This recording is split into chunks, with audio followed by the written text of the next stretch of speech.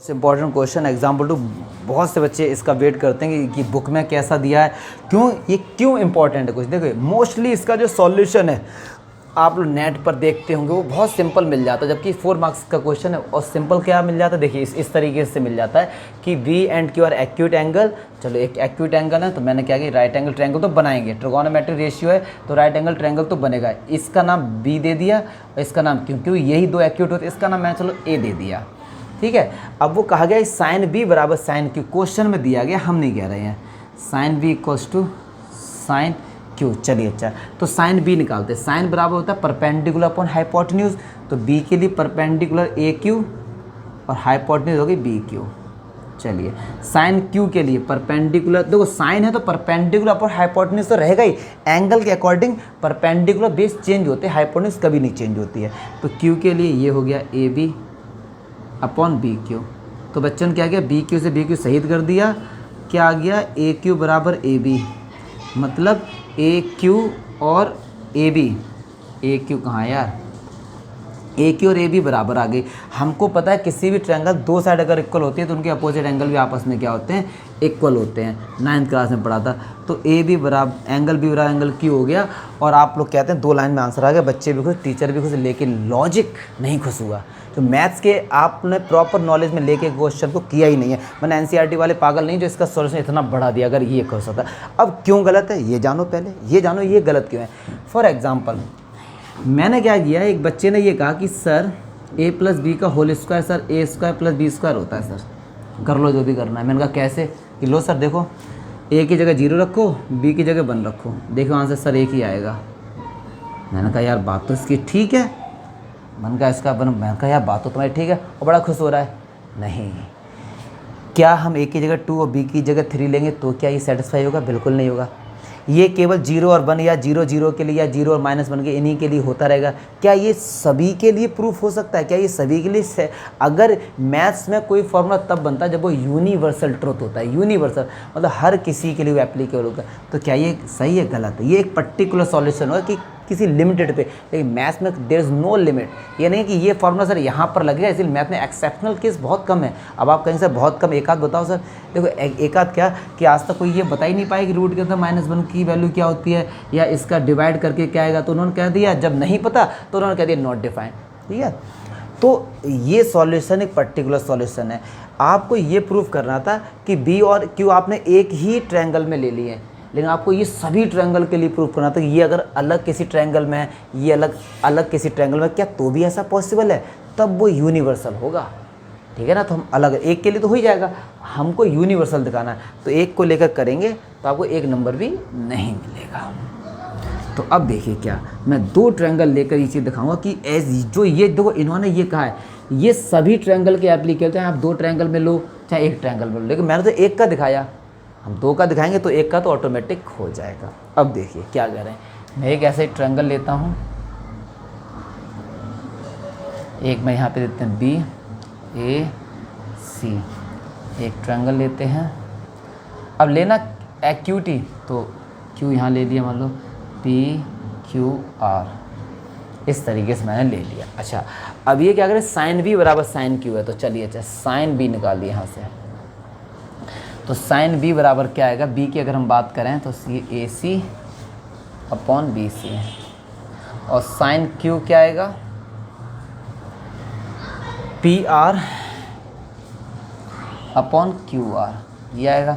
बिल्कुल सही भैया, यही आएगा हमारा। अब ये दोनों बराबर हैं, ऐसा हम नहीं कह रहे हैं, ऐसा एक गिवन है। तो AC अपॉन BC बराबर PR अपॉन QR।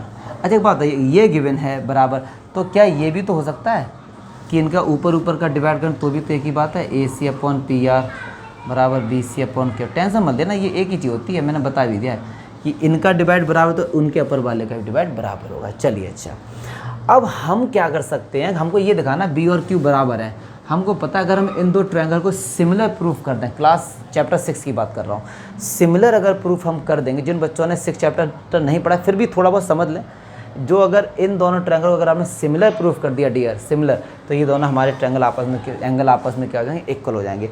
और 2 ट्रायंगल को सिमिलर हम लोग करते हैं side side side, side angle side, angle angle angle और एंगल एंगल, 4 तरीके से हम लोग दिखा देते हैं। वैसे ये एक ही बात होती है हमारी, एंगल एंगल एंगल, ये इस तरीके से, ठीक है। साइड एंगल साइड हो गया, ठीक है। अब बहुत से बच्चे सोच रहे हैं क्या सर एंगल साइड एंगल, देखो जब 2 एंगल बराबर हो गए तो भी हम लोग दिखा सकते हैं, तो 4 तरीके से दिखा सकते हैं कैसे भी। चलिए, और यहाँ पे साइड बराबर नहीं होती क्योंकि रेशियोज बराबर होते हैं, चैप्टर 6 की बात है, टेंशन ना लो ज़्यादा, ठीक है। चैप्टर 6 करिए। चलिए यहाँ तक हो गया। अब मैं पाइथागोरस थ्योरम से निकालता हूँ यहाँ BC का स्क्वायर। तो BC का स्क्वायर होगा AB का स्क्वायर प्लस AC का स्क्वायर। तो BC बराबर क्या होगा, अंडर रूट के अंदर प्लस माइनस AB का स्क्वायर प्लस AC का स्क्वायर। ऐसे ही इस वाले ट्रायंगल से निकालता हूँ QR का स्क्वायर QP का स्क्वायर प्लस PR का स्क्वायर। तो QR बराबर क्या होगा, स्क्वायर जब भी हटता है अंडर रूट प्लस माइनस आता है, सब पता होना चाहिए। अच्छा, अब ये है हमारे पास, ये हमारे पास चीज़ निकल के आ गई। अच्छा, अब हम देखते हैं, अच्छा इनका जो रेशियो है वो बराबर है। अब बराबर हो गए, कुछ ना कुछ तो आंसर आएगा। तो मैंने कहा मान लो K आएगा, कुछ ना कुछ तो आंसर जरूर आएगा यार। इसमें देखो ये तो अंडरस्टूड चीज़ है। चलिए, अच्छा मुझे नहीं लगता कि इसमें कोई भी डाउट आपको होना चाहिए। BC का स्क्वायर बराबर AB का स्क्वायर और इसका स्क्वायर, ठीक है। तो मुझे नहीं लगता कोई भी डाउट इसमें होना चाहिए। एक चीज़ और देखिए, इसको BC का स्क्वायर ये है, हमारे पास BC भी आ रही है, AC भी आ रही है। हमारे पास देखो AC की बात होगी और BC की बात होगी, AB की बात अभी तक नहीं हुई थी। तो अगर मैं AB का स्क्वायर यहाँ से निकालूँ तो क्या आएगा, वो आएगा BC का स्क्वायर माइनस AC का स्क्वायर। सही बात, बाद में भी कर सकते थे माइनस, फिर मैंने कहा अंडर रूट आ जाएगा, आप लोग कन्फ्यूज़ होंगे। तो ये सब बताता चलूँगा ऐसा क्यों हो रहा है। रटते तो है ही नहीं हम लोग मैथ में, आपको पता है बात। मैथ रटोगे तो बेकार है। यहाँ पे QP का स्क्वायर क्या होगा, QR का स्क्वायर माइनस PR का स्क्वायर।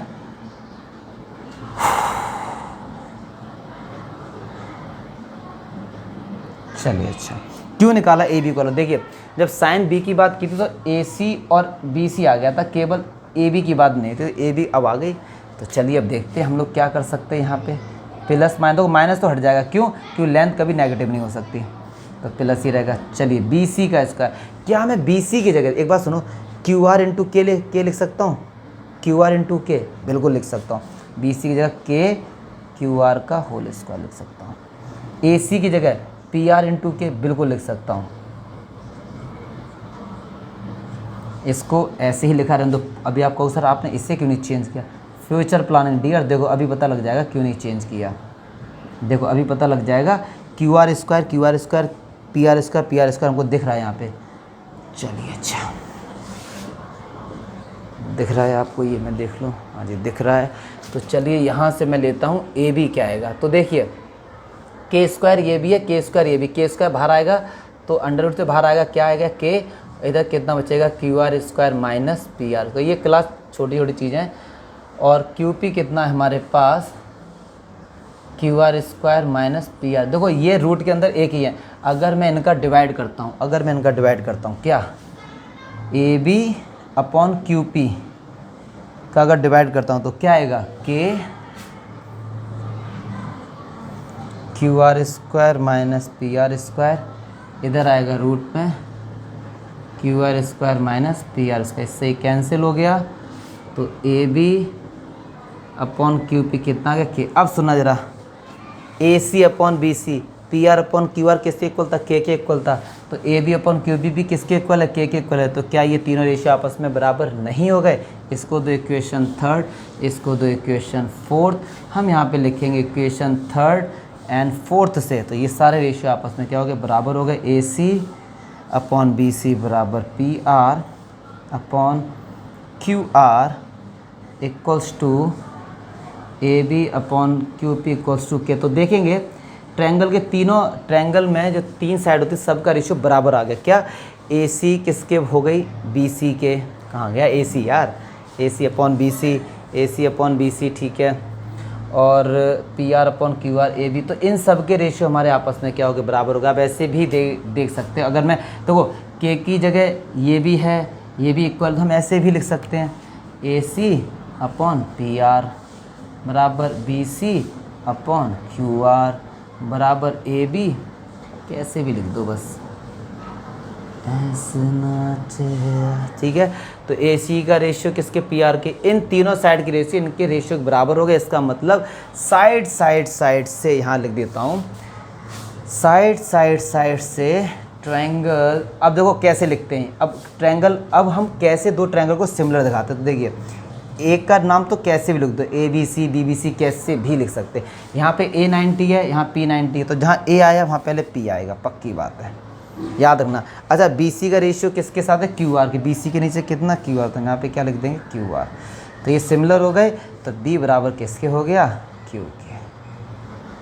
ठीक है, अब देखना आप जरा, इससे पहले जो सॉल्यूशन किया था कितना छोटा हो गया था, लेकिन अब ये प्रॉपर, तब जाके आपको पूरे 4 मार्क्स मिलेंगे। क्या कि एक बार जल्दी से देखते हैं, साइन बी साइन क्यू बराबर थे, तो ये रेशियो बराबर होंगे, इनको इस तरीके से के क्यों लगाया, क्यों इनका डिवाइड करके कुछ ना कुछ कांस्टेंट ही आएगा, तो के लगा दिया। अब ये मत कहना सर यहाँ पे साइन कॉस क्यों नहीं लगाया, वो पहले से ही लग चुका है।